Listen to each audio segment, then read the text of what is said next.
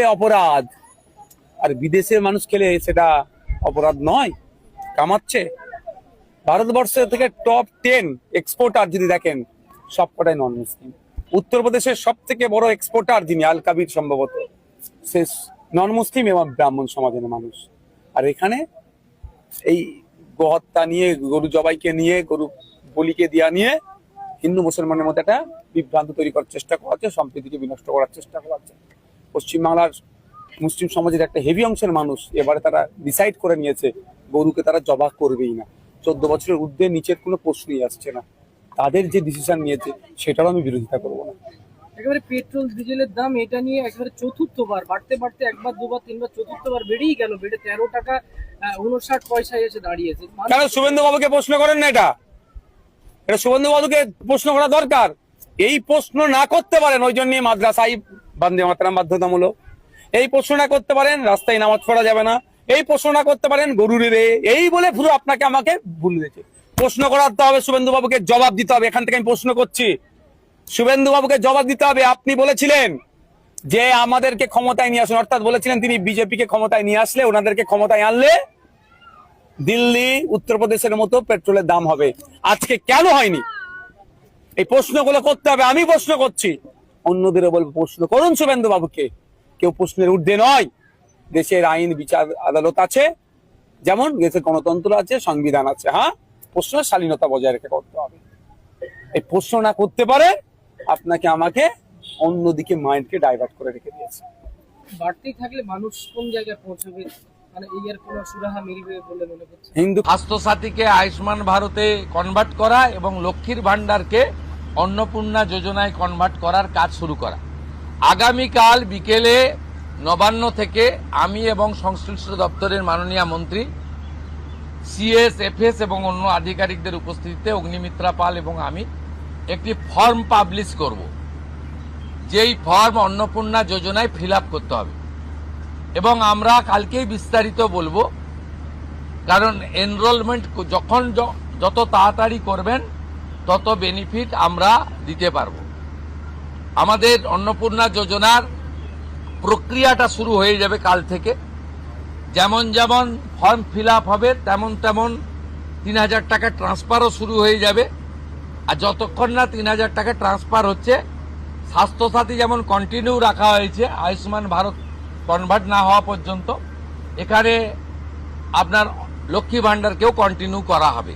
বিস্তারিত কালকে আপনারা জানতে পারবেন। ফর্মের কপিও আপনারা কালকে পাবেন। অফলাইন অনলাইন অবশ্যই থাকবে। শুধু পাবলিকের উপরে ছেড়ে দেওয়া হবে না, বিধায়করা নিজ উদ্যোগে ফর্ম ফিল আপ করাবেন এবং সরকারও বিডিওদের নেতৃত্বে প্রত্যেক বাড়িতে বাড়িতে ফর্ম ফিল আপের জন্য সহযোগিতা করার জন্য লোক পাবেন। এবং মাথায় রাখতে হবে, ভারতীয়রাই কেবলমাত্র এই সুযোগ পাবেন, অভারতীয়রাই সুযোগ পাবেন না। ভারতবর্ষের সরকারের টাকা বাংলাদেশ থেকে আসা অবৈধ অনুপ্রবেশকারীদের দেওয়ার জন্য নয়, এটা খুব ক্রিস্টাল ক্লিয়ার। সরকারি বাসে আপাতত সব মহিলাদের আমাদের ফ্রি সুযোগ তারা পাচ্ছেন আগামী সপ্তাহ থেকে। তো আগেই ক্যাবিনেট অনুমোদন দিয়েছে, এটা কার্যকর হচ্ছে। কিন্তু আমরা এখনই সবাইকে, সব মহিলা বললে সুযোগ দিলে পরবর্তীকালে কিন্তু কার করব। আমরা দেখেছি ডোমকলে বিগত সরকারের সময় পুরুষরা লক্ষ্মীর ভান্ডার পেয়েছেন। কেউ যদি মুখ মাথা চাপিয়ে রেখে শিলিগুড়ি থেকে এনবিএসটিসির ভলভো বাসে উঠলেন দীঘা আসবেন বলে,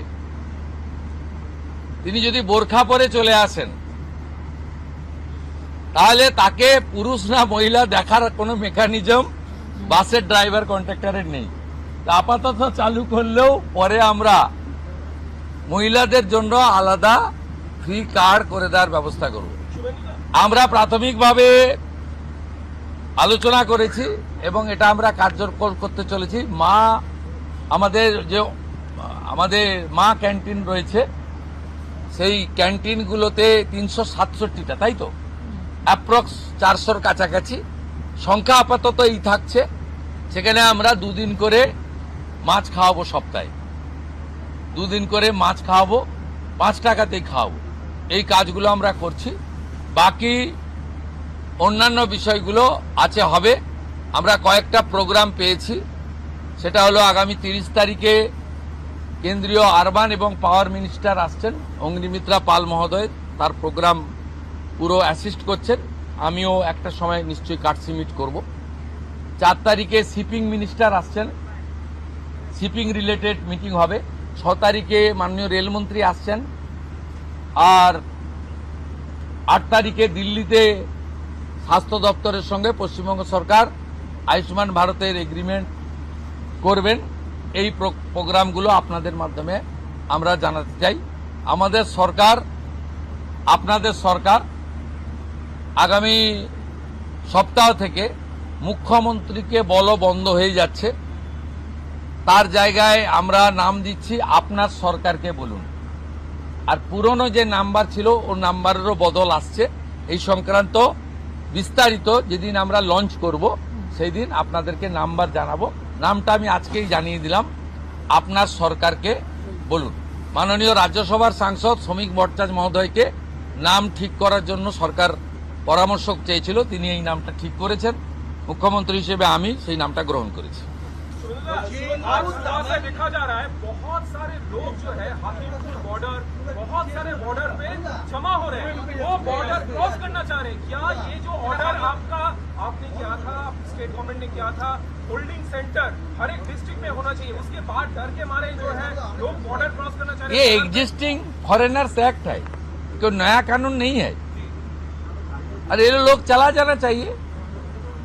और उनका बांग्लादेशी जो नागरिक है उनका लेने का जिम्मेदार तो है उनका। तो जब हम लोग यहाँ से बोल रहा था तब वहां से उनका जो स्पोक्स पर्सन है, मैं देखा था सोशल मीडिया में और यूट्यूब में आया, जो उन्होंने बताया जो बांग्लादेशी है वो तो हम लोग ले लेगा। तो ये सब बांग्लादेशी है, उसको ले लेना चाहिए। लेकिन ये लोग को, पुलिस को हम लोग बता दिया जेल में भेजने का जरूरत नहीं है। देश के रुपया में खाना खाएगा, कपड़ा देगा, मेडिसिन देगा। एक दामाद है ये लोग। जल्दी जल्दी भागो, जल्दी जल्दी भागो, नहीं तो जो करना है सरकार करेगा।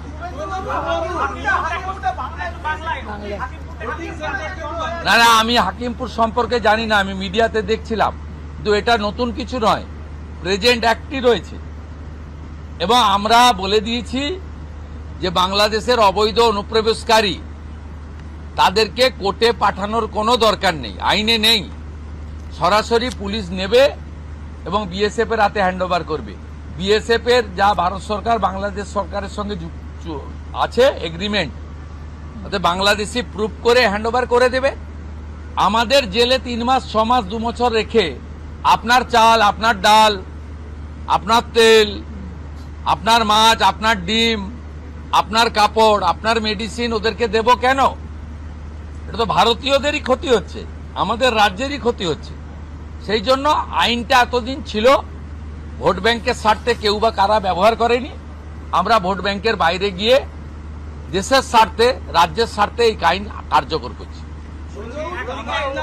আবেদন করেছেন যে যারা এতদিন অভিযুক্ত রয়েছেন তাদেরকে গ্রেফতার করার জন্য এসপির কাছে, পুনরায় কি তদন্ত শুরু করবেন? আমি আবেদন পাই, এসপির কাছে উনি আবেদন করেছেন।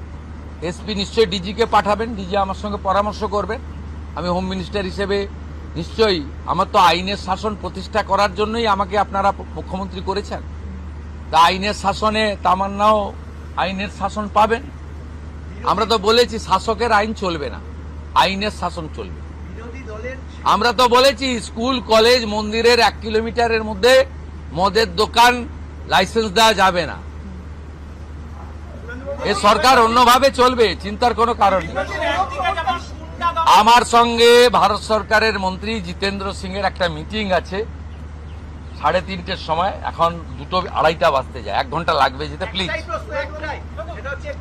বিশেষ সাংসদ বিরোধীদের তাদেরকে আপনি ডাকবেন, এই বিশেষের টাইপ যদি বলেন, যারা অনেকদিন পরে সত্য কথা বলছে